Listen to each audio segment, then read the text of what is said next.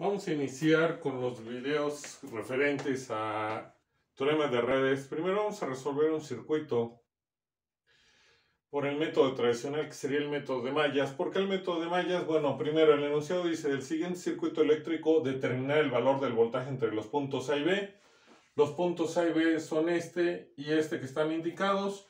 ¿Por qué vamos a trabajar con el método de mallas? Porque ya les comenté en videos anteriores que cuando no nos den unidades en ninguno de los elementos, pero ya estén transformados todos los inductores que tenga el circuito y todos los capacitores que tenga el circuito en números complejos imaginarios, entonces nos enfocamos en su signo, recordando que siempre que un inductor tenga un número imaginario positivo, en este caso todos los inductores tienen un número imaginario positivo, son impedancias.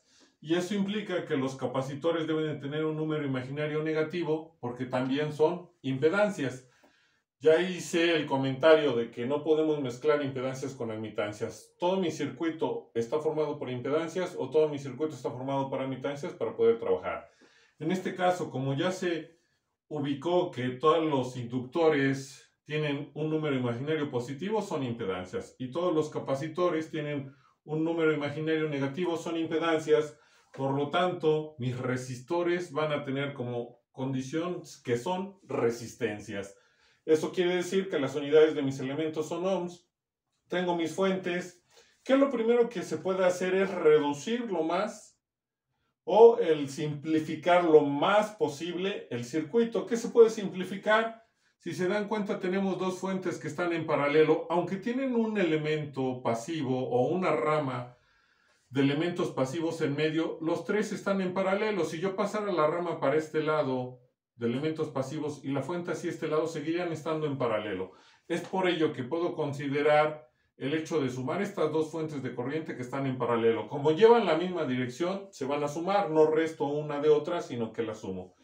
Y ya sé que las aplicaciones y también sus calculadoras ya manejan el complejo en forma polar y pueden realizar la operación, pero correctamente se debería de transformar a forma rectangular. Entonces, en este caso voy a hacer el proceso completo, aunque las calculadoras tienen esa posibilidad. Lo correcto es, de mis valores que están en polar, que ya sé que es esta fuente de 6 cis de 90 y la fuente de 11.32 cis de 45 grados, primero pasarlas a forma rectangular.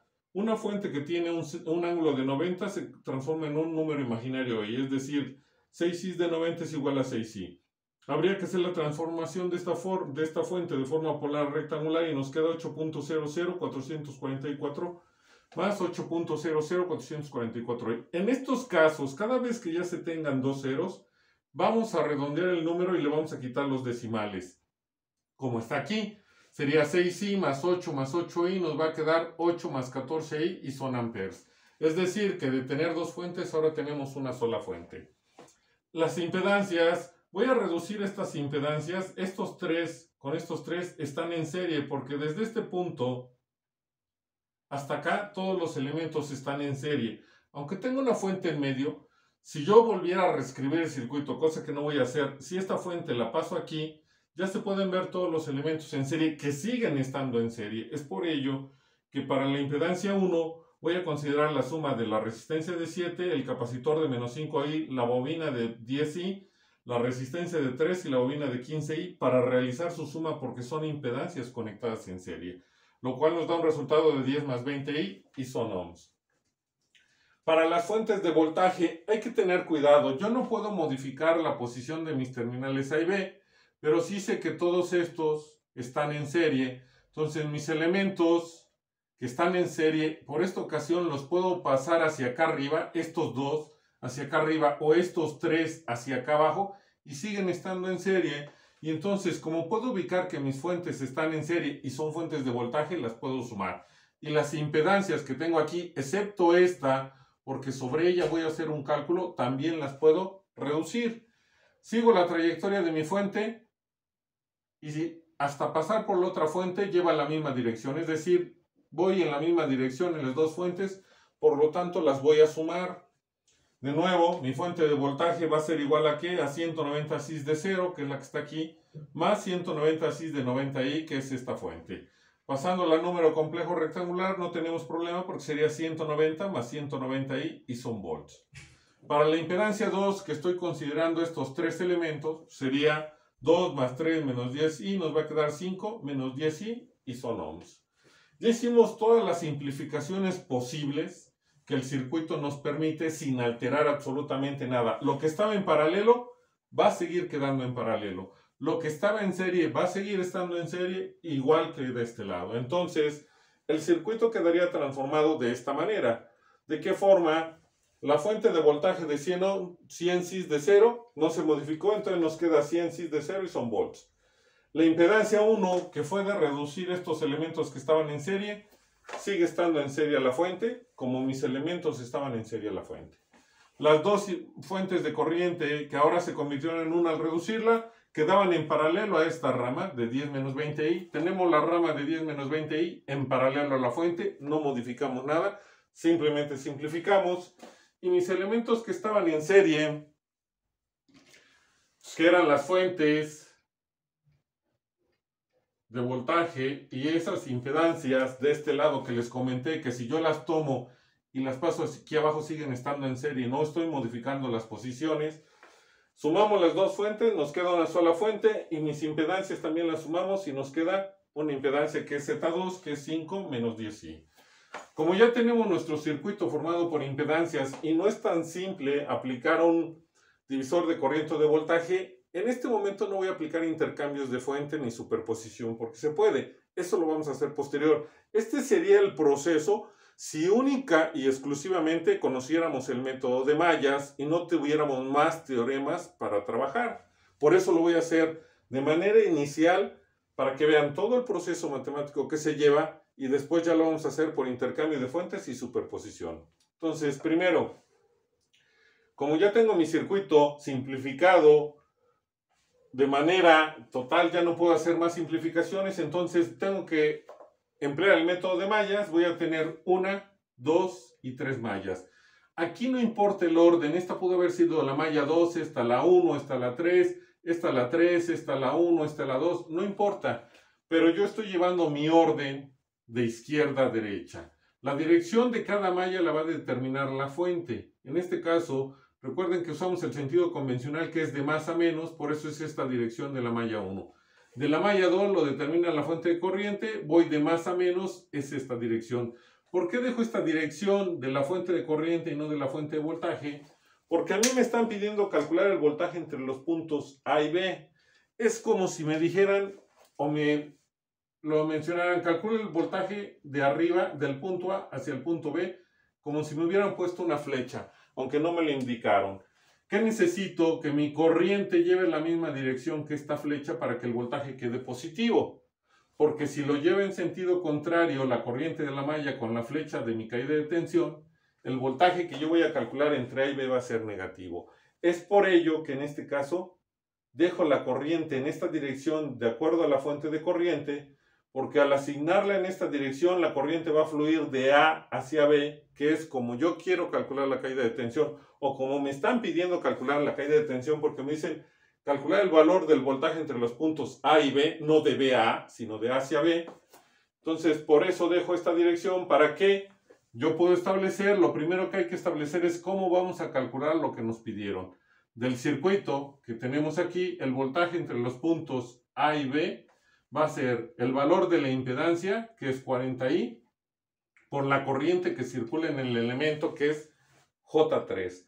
Como la corriente de la malla va de A hacia B, este voltaje se queda positivo. Ya terminamos esa parte. ¿Qué sigue? Pues hay que calcular las impedancias propias y mutuas de las mallas, y estas son las siguientes. Como no existen acoplamientos, la propia de una malla solamente la voy a obtener. La impedancia propia de una malla, claro, solo la voy a obtener al sumar los elementos pasivos de la malla. Analizo mi malla 1 y veo que tengo a Z1, 10 y menos 20i. Realizo la suma de ellas, ya sabemos que Z1 es 10 más 20i, más 10 menos 20i nos va a quedar únicamente 20. No estoy escribiendo las unidades por espacio, ya saben que son ohms. Z22. Tengo que realizar la suma de los elementos pasivos que forman la malla 2. Y en este caso, nada más sería 10 menos 20i, se queda tal cual, 10 menos 20i. Z33 realizo la suma de los elementos pasivos de la malla 3 y es Z2 más 40i. Z2 ya sabemos que es 5 menos 10i más 40i, nos va a quedar 5 más 30i. Ya acabamos con las impedancias propias de las mallas, ahora hay que obtener las impedancias mutuas entre las mallas. Como no existen acoplamientos, lo único en lo que me enfoco es en ubicar al elemento que físicamente quedó entre la malla 1 y 2 para la impedancia mutua entre la malla 1 y 2. Y después, ese elemento lo tengo que recorrer con mi corriente de la malla 1 y mi corriente de la malla 2. La corriente de la malla 1, cuando pasa en 10 y menos 20i, va hacia abajo en esos dos elementos. Y la corriente de la malla 2, cuando pasa en 10 y menos 20i, también va hacia abajo. Significa que si lo queremos ver más por más, lo dejamos con su signo, es decir, Z12 es 10 menos 20i, nada más.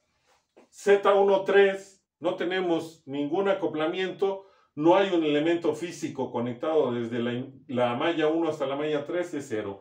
Y Z23, podemos ver que tenemos una fuente, no una impedancia. Por lo tanto, la impedancia mutua entre la malla 2 y 3 que están aquí, por no existir una impedancia, vale 0 para este caso. Ya calculamos las impedancias propias y mutuas de las mallas. Ahora hay que escribir las ecuaciones de las mallas. Tenemos 3 mallas, 3 ecuaciones. Primera es el valor de Z11, que es 20, multiplicado por la corriente de la malla 1. Más el valor de Z12, que es 10 menos 20i, multiplicado por la corriente de la malla 2. Más el valor de Z13, que para nuestro caso es 0, multiplicado por la corriente de la malla 3. Y la vamos a igualar a las fuentes, a alguna fuente. ¿Qué tipo de fuente es? Es de voltaje. ¿Y por qué de voltaje? Recuerden que esto es una impedancia y le estoy multiplicando por una corriente. Pues voy a obtener un voltaje y lo mismo hago para cada caso. Por eso solo la puedo igualar a fuentes de voltaje. Mi malla 1 es esta. Ubico si en ella hay fuentes. Si hay una, es de voltaje, sí, entonces la puedo igualar a 100. ¿Por qué se queda 100 y no menos 100? Esa es la razón de haber colocado en el sentido convencional la corriente de la malla. Cada vez que la corriente de la malla vaya en sentido convencional con respecto a la fuente, en el lado derecho de mi expresión esa fuente se deja positiva, siempre. Entonces, en este caso, como va en la misma dirección mi fuente de voltaje a la de la corriente de la malla, se queda positiva del lado derecho de mi expresión. Detalle, siempre que tengan fuentes de corriente, para simplificar el proceso y que sea más fácil hacer operaciones, empiecen a enumerar las ecuaciones. En este caso, esta sería mi ecuación 1. Mi ecuación 2 sería la de la malla 2 y tengo que es Z21, que para nuestro caso es lo mismo que 1,2, es 10 menos 20i por la corriente de la malla 1, más lo que valga Z22, que es 10 menos 20i, por la corriente de la malla 2, más lo que valga Z23, que es 0, por la corriente de la malla 3, y va a ser igual a fuentes de voltaje. Ubico mi malla 2 y veo que sí tiene una fuente, pero esta fuente es de corriente, entonces no puedo escribir el valor de la fuente. Lo que voy a escribir es que es igual al voltaje de la fuente de corriente. Y no hay más fuentes, ahí se queda y esa la igualo, o más bien les digo que es mi ecuación número 2. Ecuación de la malla 3 es el valor de la impedancia 3,1, que es igual a la 1,3, que es 0, por la corriente de la malla 1. El valor de mi impedancia 3,2, que es igual a la 2,3, que en este caso es 0, por la corriente de la malla 2. Más la impedancia Z33, que es 5 más 30i por la corriente de la malla 3. Y esa la voy a igualar a las fuentes que tenga mi circuito. Recuerden que empiezo por las fuentes de voltaje que pudiera, perdón, no mi circuito, la malla 3.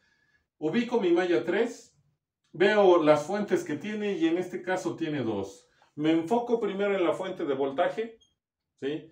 Y se puede ver que la corriente de la malla que yo asigné va en sentido contrario a la fuente de voltaje. Mi corriente de la malla va hacia la derecha y la fuente va hacia la izquierda. Entonces, del lado derecho de mi expresión, ya les dije que si la fuente y la corriente de la malla van en la misma dirección, va a quedar positiva. Como en este caso la fuente y la corriente de la malla van en direcciones contrarias, va a quedar negativa esa fuente. Por eso estoy escribiendo menos 190i, que es el valor de la fuente.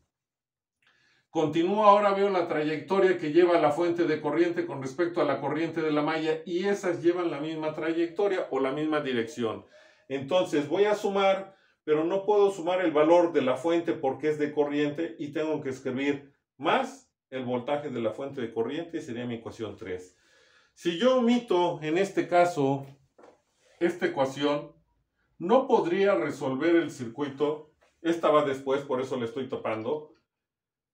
¿Por qué? Porque tengo mayor número de incógnitas que de ecuaciones. Si dejo así mi sistema de ecuaciones, tengo que encontrar a J1, J2, J3 y además el voltaje de la fuente de corriente. Es decir, tengo 4 incógnitas con 3 ecuaciones. Hay un método muy largo y complicado y es matemática pura, entonces, y no nos lo sabemos, por lo tanto no lo vamos a utilizar, pero sí tenemos que observar el circuito y ver si no nos está dando datos adicionales. En este caso tenemos un dato adicional. ¿Cuál es? Que el valor que nos proporciona esta fuente de corriente al quedar entre dos mallas, y como las corrientes de cada una de las mallas llevan la misma dirección de mi corriente, de mi fuente de corriente, entonces escribo la corriente de la malla 2 más la corriente de la malla 3 me debe de dar el valor de la fuente, que es 8 más 14i, y esa sería mi ecuación 4. ¿Qué logro con eso? Tener 4 ecuaciones con 4 incógnitas y ya puedo resolver mi circuito. Entonces, ya tenemos todo. Ahora, todo el proceso eléctrico se acabó hasta aquí. El problema que viene es el proceso matemático que vamos a tener que emplear para resolver ese sistema de ecuaciones y encontrar el valor de J3. El análisis eléctrico ya se terminó. Se terminó en el momento que yo escribí mis ecuaciones de malla y mi ecuación adicional que me proporciona el circuito a través de un análisis eléctrico, y es esto. Ahora, el problema es emplear un método matemático que me permita resolver y encontrar el valor de J3.